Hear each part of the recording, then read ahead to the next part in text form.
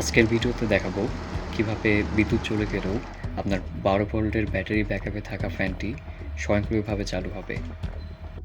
এজন্য প্রয়োজন হবে একটি 8 পিনের এসি রিলের পিনগুলোর নিচে পিনগুলোর নাম্বার লেখা থাকে। এই ডায়াগ্রামটি কানেকশনগুলো বুঝতে সাহায্য করবে।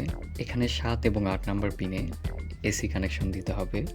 1 অথবা 2 নাম্বার পিনে যে ব্যাটারি থেকে কানেকশনটা নেবেন তার সংযোগ দিতে হবে। 5 অথবা 6 নাম্বার পিনে যেই লোডটা দিবেন সেটার কানেকশন দিতে হবে।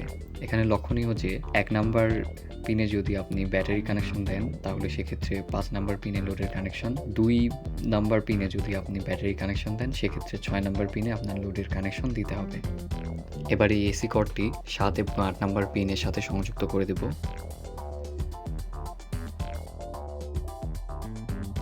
এই কালো এবং লাল তারটি ফ্যানের সাথে সংযুক্ত। কালো তারটি সরাসরি ব্যাটারির নেগেটিভ টার্মিনালের সাথে লাগিয়ে দিতে হবে, কিন্তু ব্যাটারির পজিটিভ টার্মিনালের সাথে এই লাল তারটি সরাসরি সংযুক্ত করা যাবে না।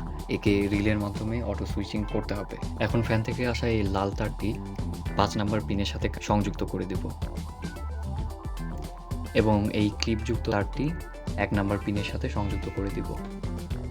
নিরাপত্তার কারণে যে অংশে এসি ইনপুট দিয়েছি সে অংশে টেপটি পেঁচিয়ে দেব। এবার ব্যাটারির পজিটিভ টার্মিনালের সাথে এই লাল ক্লিপটি আমি লাগিয়ে দেব। অটো সুইচিংয়ের জন্য আপনাকে এই পাওয়ার কর্ডটি এখন সকেটের সাথে সংযুক্ত করতে হবে। তখন বিদ্যুৎ সংযোগ এই রিলেতে দেওয়া আছে, তখন ফ্যানটি চলবে না। আর যখন বিদ্যুৎ সংযোগ থাকবে না তখন ফ্যানটি স্বয়ংক্রিয়ভাবে অন হবে।